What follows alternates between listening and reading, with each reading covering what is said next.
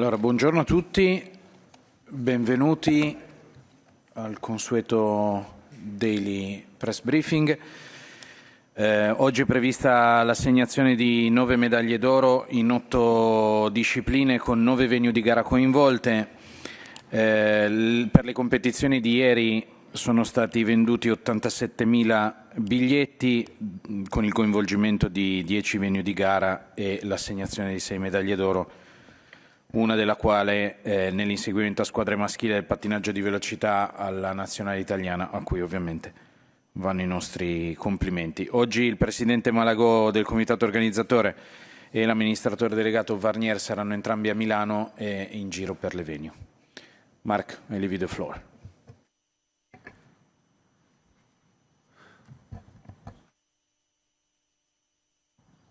Thank you, Luca. Thank you very much. I won't give you, I know you always look forward to them, but I won't give you any broadcasting and digital highlights today because we have two guests here who can do it for me. So that's much better to get it from, as we say, from the horse's mouth. I have Anne-Sophie Voumar, who's Managing Director of IOC Television and Marketing Services, as we've been trailing all week, and Yannis Exarchos, CEO of Olympic Broadcasting Services. So two key people for the IOC here today, and I'm going to ask first Anne-Sophie to make some opening remarks, then Yannis, and as ever, we'll take questions on those and on any other topics that you have. So Anne-Sophie, away you go. Thank you, Mark. Buongiorno a tutti. Good morning, everyone. It's a pleasure to be here with you today, and we will provide you with a quick update on media audiences and fan engagement around the world.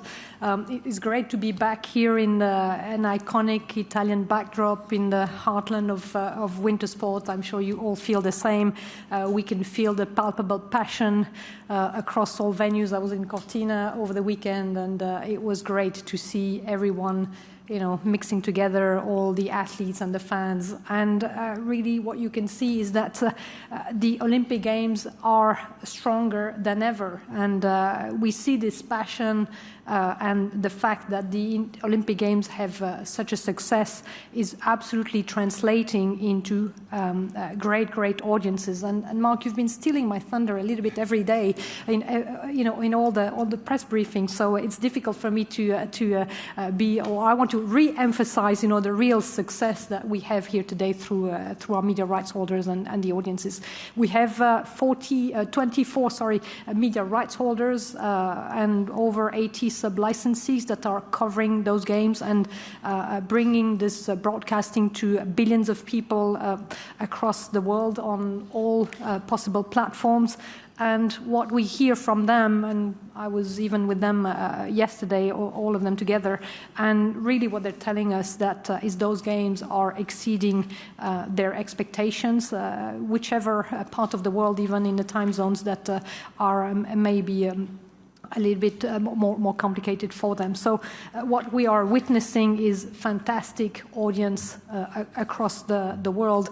We have plenty of information. My team can provide you if you need any specific information for a specific country, but I just wanted to highlight a few of them which I thought were really very important to highlight. First, Italy, our gracious host. I think we see a lot of passion from the Italians, and as of the latest information we have is that over 2 out of 3 Italians have at this point watched the coverage of the games. It's still ongoing, so we expect those numbers to be even rising. So this is actually higher already than the Paris 2024 Summer Games, so great audiences for Italy. And Italians, we here have watched more coverage of the Milano Cortina 2026 Games, more than the 3 previous Olympic Winter Games altogether. So huge success here in Italy. I think how well they're doing on the field of play, and the medals of course contributes, but we're so happy for our host. In Europe we have speaking with EBU and their members, they're dominating the media landscape in their respective countries and outperforming massively their typical market shares, and this is great news. Just want to highlight one country which is important because it's the next Olympic Winter Games host, France, and France just informed us that they've actually already surpassed a reach of more than 50 million people. So I think I understand that this is more than Torino even, so great audiences for France, important because this is the future host of the Olympic Winter Games, so we're very thrilled that the French are embracing the Games, and it's good news for the French Alps Games coming next. In the United States, as of Monday, on NBC, the audience was averaging 24.3 million viewers. So this is marking the most watched Winter Games presentation at this point since the Sochi 2014 Olympic Winter Games.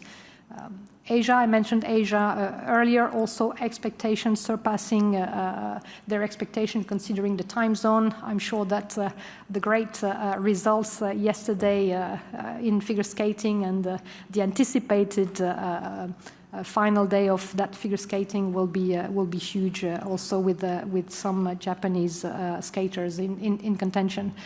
We also see something which is quite interesting. We like it when non-winter countries get excited about the Winter Games, and we see two markets in particular that have come strong, Australia and Brazil. So the greatest audience ever on the Olympic Winter Games in Brazil. Of course, they have some of the stars, Lucas Pinheiro Braathen, and his first ever gold medal in Olympic Winter Games for Brazil has something to do with that probably. But it's great to see new non-winter country doing well in those games. Also, perhaps unsurprisingly, digital streaming viewership continues to grow. We see some markets that have already exceeded by a large margin the streaming consumption of the entire Beijing 2022 Games. So, for example, on Warner Brothers Discovery reports that this is the best Olympic Winter Game ever streamed on their services, so both HBO Max and Discovery Plus. So it's a triple-digit % growth in total hours viewed already, and as we say, still counting because those numbers have been reported as of a couple of days ago. Same in the US. Peacock reported 11.2 minutes of Milano Cortina 2026 content have been streamed, this is up 62% from all, and I'm saying all prior Winter Games combined. So amazing results also there.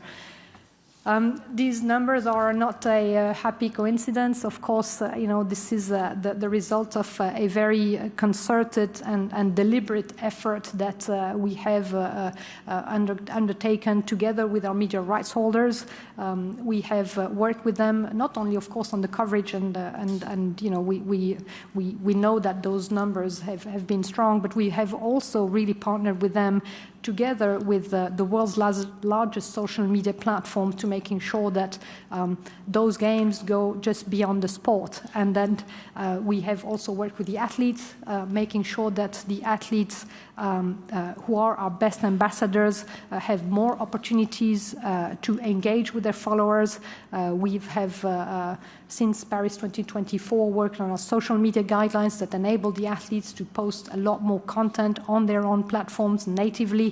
And we have also worked with the largest social media platforms in the world to making sure that that content actually gets surfaced more easily, which raises the profile of the athletes. Also with our media rights holder and our own efforts, we have been running since Paris 2024 something very successful, which was the creator programs. So we have over 100 creators that are around the different venues creating content. This is content that is targeted at a newer, younger audience, and we collaborate also with the big social media platforms to making sure that that content actually attracts attention and actually creates and generates curiosity to the sports that then generates the audience across the different media rights holders. We've also continued engaging with, I would say, non-traditional platforms. So we have a very successful, dedicated experience on the Brookhaven game for those who are active on Brookhaven or have children that are active on Roblox.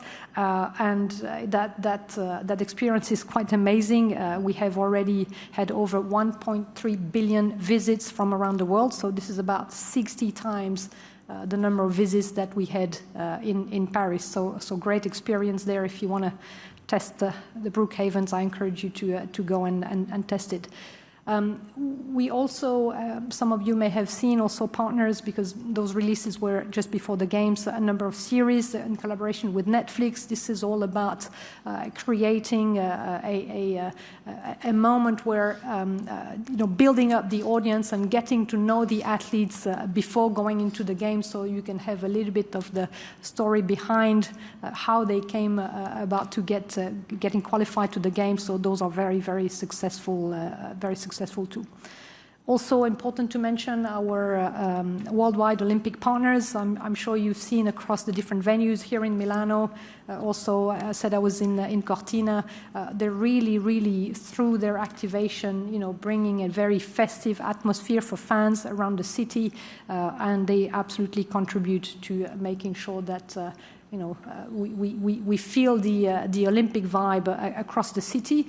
But not only, it's more than just a marketing relationship, it's also a partnership, and we absolutely love working with them because they contribute to our delivery of the game. So through their products, their services, their technology, and their expertise, they're a key delivery partner for us for those games. And finally, I will also say that maybe the best testament for how successful those games are and the engagement around those games is the success of the licensing programs. I'm sure that, I hope that you have been able to find your way to either the Megastore or any of the licensing merchandise store across the different venues, and this is really a testament, the engagement and how excited people are at purchasing those items is a clear testament to the success of the game. That's it for me. We'll hand it over to Yanis for his update. Thank you. Thank you very much, Anne-Sophie. Buongiorno a tutti. Good morning, dear colleagues.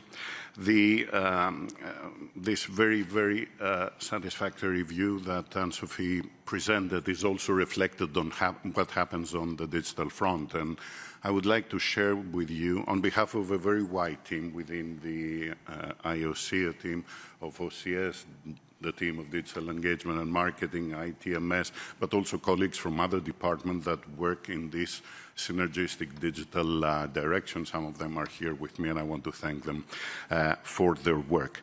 So let's have a look at what happens on the digital front, starting with the Olympic platforms. First of all, with the Olympics.com platform, the IOC direct-to-consumer platform that, as you know, carries during these days also the website of the Games. As of the Games of Tokyo, the IOC has started delivering that, assisting the organizing committees to have much wider engagement with the audience. So what we see there is that as of yesterday, this Games platform has exceeded 1 million unique users. This needs to be compared with what happened in Beijing when we had, for the total duration of the Games, 68 million unique users, and we still have 5 days to go. So it is for sure that this will be a record-breaking number. Important to note that this platform is not the same in each part of the world. If you access the platform in Italy, it's one thing. It has a focus in Italy. If you access in the United States, it's different. If you access in Japan, it's different. It's a massive work of localization, of offering to the audience what is relevant to them. And just to give you an idea about what it takes, so far this platform has published 8,400 articles, more than 8,600 videos, and we have conducted more than 900 interviews with athletes. It's an athlete-centric effort across the whole world. Also, one important factor that we have launched in this platform for the first time is the Olympic GPT. This is a wider effort that's being led by our colleagues of the technology department of the IOC, Ilario Corna and his team, and we are offering for the first time on the platform the capacity to viewers to have a conversational agent that can provide any information, any accurate and quality control information around the games and around the Olympic movement. And we see very long periods of engagement on that. So people who enter actually spend a lot of time conversing with Olympic GPT. The app of the games has been during this month the first app in terms of downloads in more than 75 countries around the world. Let's move on a little bit to social media, where there is another big success. There we see that the postings of our social media teams have achieved more than 9 billion engagements. This is already double the number of what was achieved in Beijing. It is important to note that most of this consumption happens on Instagram, on TikTok, and on YouTube. Actually, on YouTube, I think we have record numbers in the history of the Olympics, which means also that this audience skews younger, important for the future of our movement. One interesting factor also is the different campaigns that the team has done during these games, which are a little bit different in terms of tone of voice compared to what we were doing in the past. I'm sure that you will all have seen the pasta campaign that the team has prepared, which has gone viral and which is the culprit for us needing quite a bit of diet after these games, through the overconsumption of Olympic pasta. The fashion showcase, where we engaged with national Olympic teams and presented their uniforms in this city, which is a city of fashion, and also in general celebrating these games in Italian style. However, the digital engagement does not stop on the core IOC platforms. It extends, and that's the important thing, on the wider Olympic movement, starting, of course, with the athletes. So here we see that we have a record-breaking 1.4 billion engagements from postings from the athletes themselves. This is very important, as beyond, a few big stars, this enables athletes to really become far more prominent around the world. We know that, unfortunately, many countries discovered national heroes during the Olympic Games. But it's great that the Games will help all these athletes to have and keep a following through their digital platforms further down beyond the Games. More than 12 million social media posts have been posted already about these Games around the world, which is a record-breaking number for a Winter Olympic Games. I said, and I think this is what Anne-Sophie also highlighted, that the efforts that we're now doing in terms of engagement are movement-wide. It's not just the IOC, it's not the organizing committee, it's not OBS, it's not OCS. We embrace and we work synergistically with all our partners. First, of course, with the media rights holders, and Anne-Sophie described what the success there is. But I would like to particularly highlight the digital collaboration that we have with all our top partners. Here in Milano Cortina, there are 27 individual digital campaigns that have been launched with our partners. Let me just mention, the victory selfie of Samsung. This takes the collaboration of OBS, of OCS, of DM, and Samsung themselves to be carried out.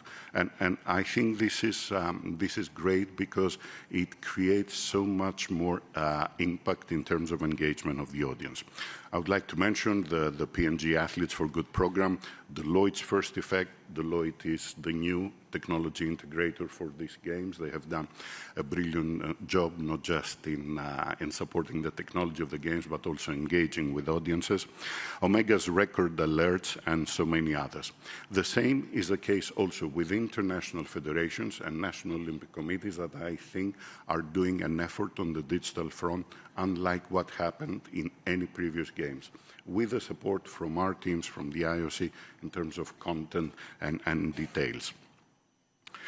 Anne-Sophie mentioned about the importance of the presence of digital creators that we have had in these games.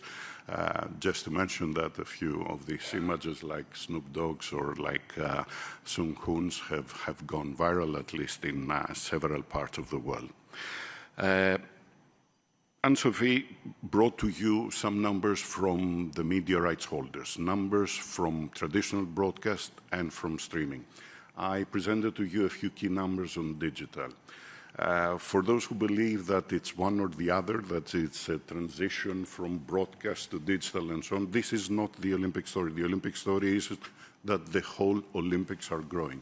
So all different platforms of distributing content and enjoying and consuming content are growing in parallel. Why? Because the Olympic brand is a universal brand, also universal in terms of demographics.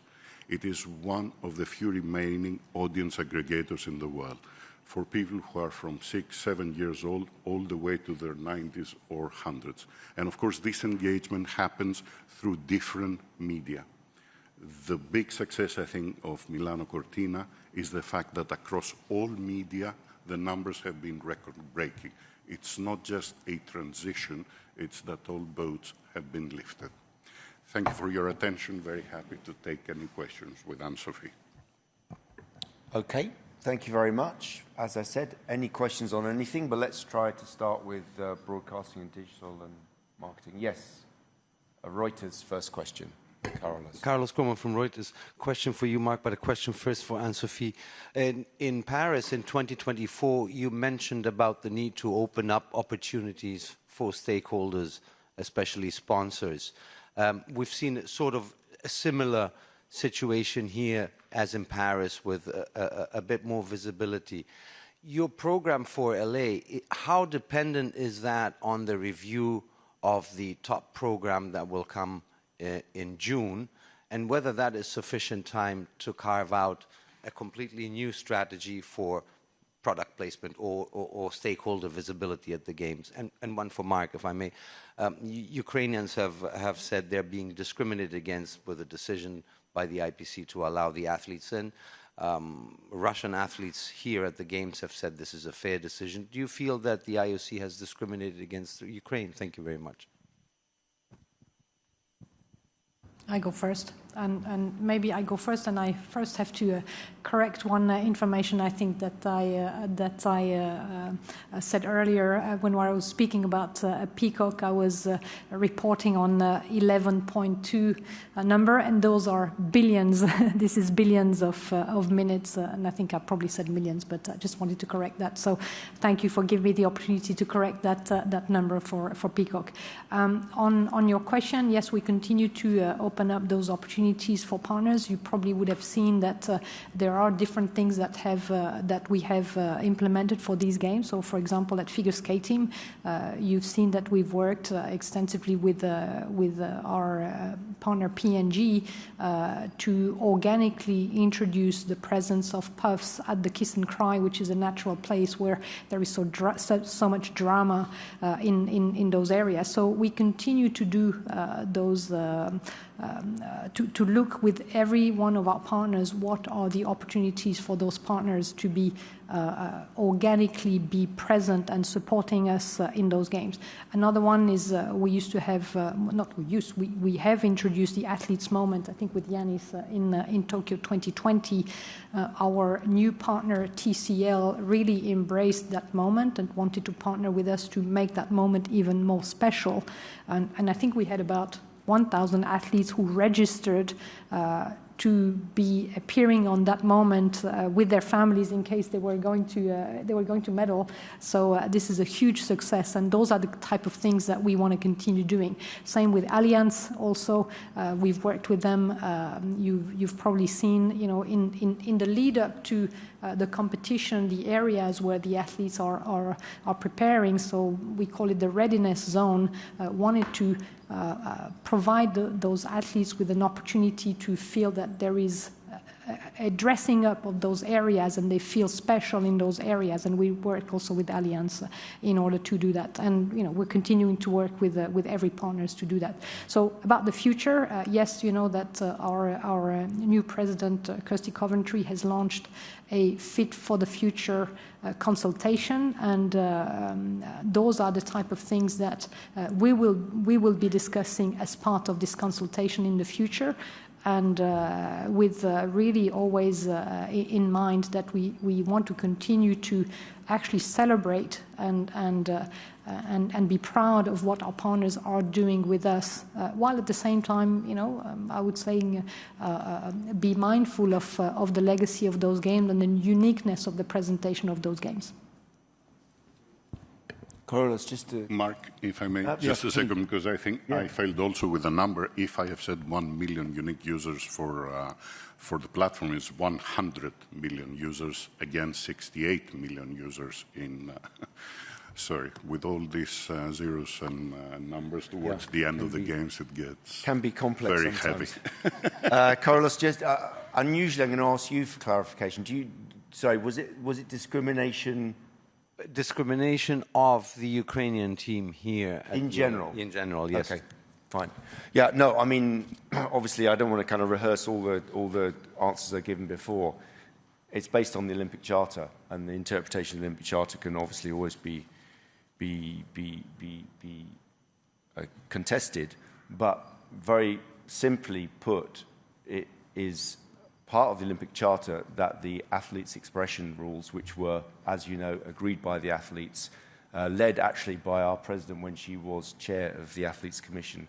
They were rules that the athletes themselves asked for.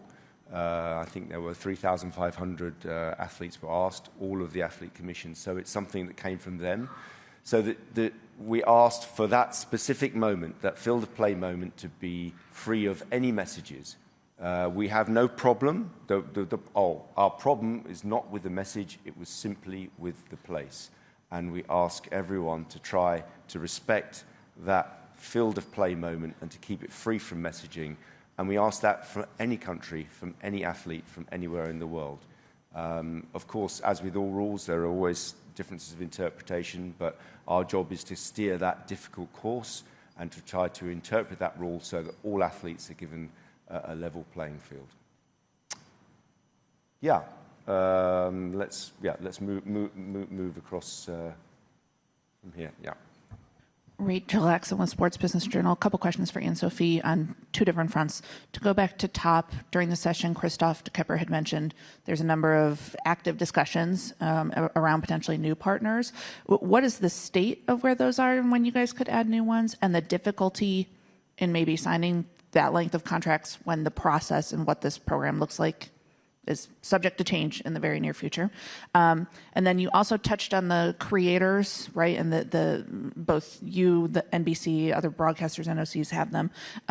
What did it take to work through the permissions, changes, and access, everyone being comfortable with content being presented in a different way without infringing upon the rights that they had paid for? Thank you. On your first questions, we do have active conversation, and this consultation is really something that is actually helping us in those conversations, because it demonstrates that there's a willingness to continue to be relevant and continue to evolve the program. It has been a very dynamic program. It's it's I would say the most successful sports marketing program in the world, and it needs to continue to evolve. We have partners that are here for almost 100 years, and we have partners that by the last time we were here in Italy were not even companies that were created. So it shows the agility of the program. So we continue to having those conversations, and I think the partners trust the process that is ongoing in that consultation. And the best, I would say, the best testament to that is that we have signed up in 2025 only. We brought in a new partner, TCL, but we've also renewed with AB InBev, who was a partner that had just arrived a year before for the Paris Games. So they had such a great experience in Paris that they immediately wanted to continue for a longer term. So we also renewed that agreement in 2025. And also we renewed the relationship with Allianz also until 2032 in the course of 2025. Good conversations, and this consultation is only making us stronger in the market. Sorry. And your creator conversation. So it is about finding the right balance between, finding ways to engage with the content, and we're working very deliberately with our media rights holders who actually have the right to the field of play. So it will be their decision whether the creators that they want to partner with have access or not to the field of play competition. That's their choice, but we encourage this to happen because we believe that having an interaction on social media actually raises the curiosity of people to then watch the game. So this is like a win-win. And on our side, we're very mindful of the rights of our media rights holders. So the creators that we work with will work, around the field of play in order creating that buzz that then translates into watching the game. So it's I would say it's a very win-win situation because everybody recognizes that buzz on social media actually drives the interest into watching the game. So it's a virtuous circle. Yeah. Thank you very much, Graham Dunbar from the AP. A question, one for each, if I can. On top sponsors, just put in a historical context. The Louis Vuitton film in the opening ceremony seems to have been a bit of a before and after moment in terms of what might be possible in the future. Once upon a time, 11 top sponsors seemed to be the norm. Now it feels like, if not a problem, so fewer than you'd want. Had you wanted to get an extra sponsor signed for these Winter Games? And is the dynamic discussion about how the products can be included sort of been a complication in that? And for Yannis, with the Swiss TV commentators clearly tried to thread a needle by citing the athlete's social media post back at him. Are you happy and comfortable with how RTS have dealt with the issue? And does this point to, with many more countries and more broadcasters involved in Los Angeles, you're going to be some interesting discussions with the rights holders ahead of Los Angeles because of this case?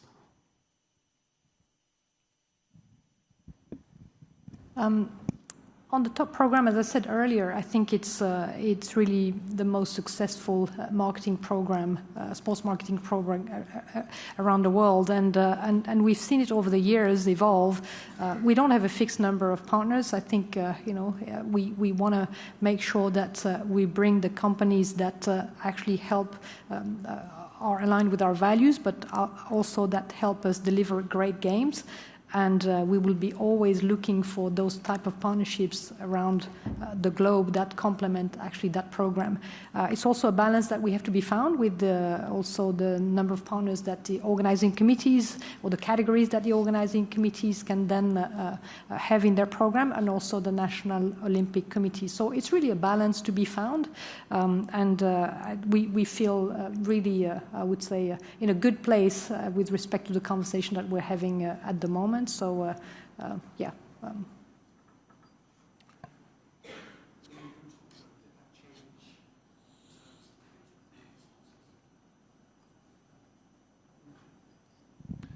Just in the historical context, did the Louis Vuitton film in the opening ceremony in Paris, did that change things, that like open the door to so many more possibilities for the No, sports?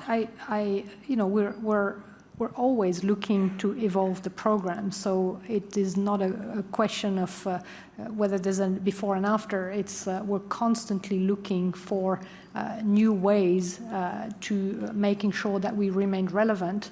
The marketing world is evolving, and so do we need to evolve also to making sure that we provide those opportunities, and we also feel proud about how we recognize our partners while maintaining, I would say, the uniqueness of how the games are being viewed on TV. So it's a question of finding that balance, but we constantly continue to evolve that, and we will continue to do this in the future. And this consultation, Fit for the Future, will actually help us doing that. Regarding the commentary on RTS, as you understand, I would probably be the last person to have a strong opinion on what should or should not be said. My job and our job is to provide the opportunities to broadcasters and commentators to have sufficient information to cover in the best possible way the competition and the sports. I believe that RTS themselves have removed from their platform the specific video. This has been their choice. The Olympic Games is the largest congregation of media in the world, and they operate on the basis of having, the largest variety of voices. But I think, as Mark has been repeating many times in this forum, there's always a place and a time for everything. It's the choice of everyone, but there is a place and a time for any comment to be made. But if you expect from us to be dictating to the commentators what they say or they don't say, we are not the ones. I mean, we were asked that question yesterday, just to say, as Yanis said, once again, we're not going to give a running commentary on commentaries by anyone, including the journalists here. You wouldn't expect us to give a commentary on what you say every day. It wouldn't be correct of us to do so, Phil. Philip Barker, just to pick up on the whole marketing thing, I've noticed that there seems to be a distinct difference. You go to ice hockey, they mention Coca-Cola. You go to speed skating, it's much more discreet. One, is there a sliding scale from different sports that you're considering, what you allow and how it's done? And two, are you taking note of some of the worst case scenarios? I'm thinking things like the IPL, where it's very, very in your face. We've even got in ITV Rugby in Britain, you've got split screens now during the match and so forth. Are you sort of monitoring all these and going, this will not happen, we will sort of draw up rules that will take account of those things? What we're trying to achieve is making sure that we portray, and we proudly portray, our partners in each of the venues in a way that is unique to us. So we're not comparing to anybody. We have to find our own way to making sure that we continue to evolve, and we're very, very proud that our partners have stepped up in order for each of the venues to provide this also kind of entertainment for the fans that are within the venues. And we use the equipment of each of the venues in order to do that during break of play or pause or just before the event starts in the sports presentation. So we will continue to do that, and it's about finding our own way. And this is why I'm really looking forward to this consultation that is coming, that is ongoing actually, so that we can actually put the cursor where we feel is the best place to put it for the Olympic Games and not looking at anybody else. I'm going to do one question over here from Süddeutsche, I think, and then another German question over here. So Thank you, Mark. Question. I actually wanted to pick up on what you said regarding expressions on the field of play, that it's not about content, it's about the expression, and that it applies to all athletes, all teams. Now, the Norwegian curlers, I think yesterday they showcased specific pants to honor their former skipper, who was deceased, I think. It was a retro outfit from what they've used previously, but they said afterwards it was specifically in order to commemorate him. Is that in line with the guidelines, and if not, were they approached in some way? I will have to come back to you afterwards because I don't know the specific case. We have a whole process We have a sounding board where people come. So earlier in the games, someone said they wanted to wear an armband, and we allowed it. Someone had a word on their shoes, German athlete, I think, and again, that was allowed. So these things are raised to us, and we discuss them, and we try to allow as much as we can those kind of personal expressions where they are involving a colleague, and where it's not on the field of play. But yeah, okay, let's have ZDF over here, I think. Yannick Schneider from ZDF. On the Casey Wasserman situation again, that is a situation since, I would say, prior to the Olympics. A lot of his athletes and actors resigned from his agency. He will sell his agency, and yesterday the mayor of LA publicly called for actions. What needs possibly to change from the IOC position to take a stronger position on that name? Again, another one that I've answered 2 or 3 times. I'll give you roughly the same answer, but if that's okay, our position hasn't really changed that much. I mean, obviously, this is primarily a matter for the board of LA 2028. As you know, they had an independent lawyer-led investigation. Up to them to draw their conclusions at this stage. I understand there are many conversations ongoing there. So at this time, I think we will continue to concentrate on delivering these games and see how things may or may not develop. And more in general about politics in the US, we saw a lot of individual athletes here speaking out about the political situation in the USA. Against the government. We have the US ice hockey team that is possibly more on the side of the Republicans to a higher percentage. Is the IOC also, with views in 2 years with LA, coming up a bit scared that it's too much about politics inside of the athletes when we talk about the games in LA coming up? Well, as you know, we provide and we accept, I wouldn't say we necessarily encourage, but we provide many avenues for athletes to express all sorts of views.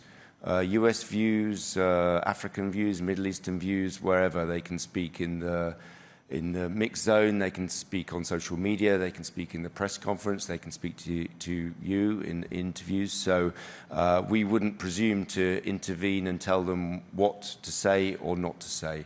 But what I would say is that we have a very, very good relationship with the administration of the upcoming games, which is always a great position to be in. If you are having to deliver games in a country, it's good to have a supportive administration from whatever country we happen to be in.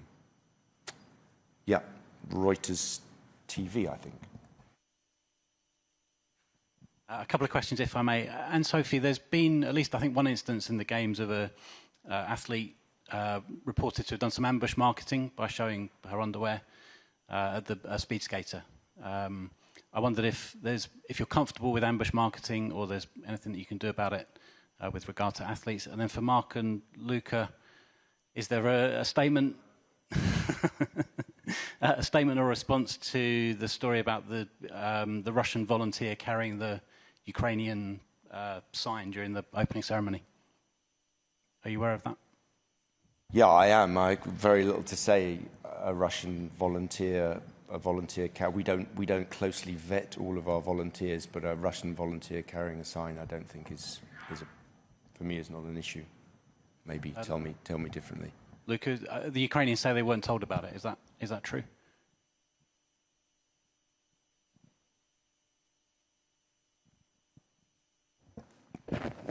Ritardo della traduzione. Devi considerare che alla cerimonia sono stati coinvolti oltre 1200 volontari che hanno operato e lavorato per renderla unica. Non siamo ovviamente al corrente di ogni singola storia, quindi sì, confermo che l'abbiamo anche noi scoperto leggendo le sue dichiarazioni. Ambush marketing question. Speed skating. Sorry, I'm not an expert on speed skating, but what I understand is that this is normal practice for speed skaters when they finish their race, because the suit, I think, is very tight, and they've just performed. So from what I understand, this is normal practice, and this is not a case of ambush. Okay, I think we're coming elegantly to an end. Okay, thank you very much. Thank you very much to our guests today. I won't have anyone to trail. Did we mention about Real Madrid last night? About? Real Madrid? I didn't because hear people are I didn't hear that, immersed Yannis. in the game. Sorry, going to have to cut you off now. Yeah, they have lost track of what happens in the world. Okay, so we beat Benfica 1-0 in Lisbon. Thank you very much, everybody. See you all tomorrow. We're looking at legacy tomorrow, legacy of the games. Not with Real Madrid.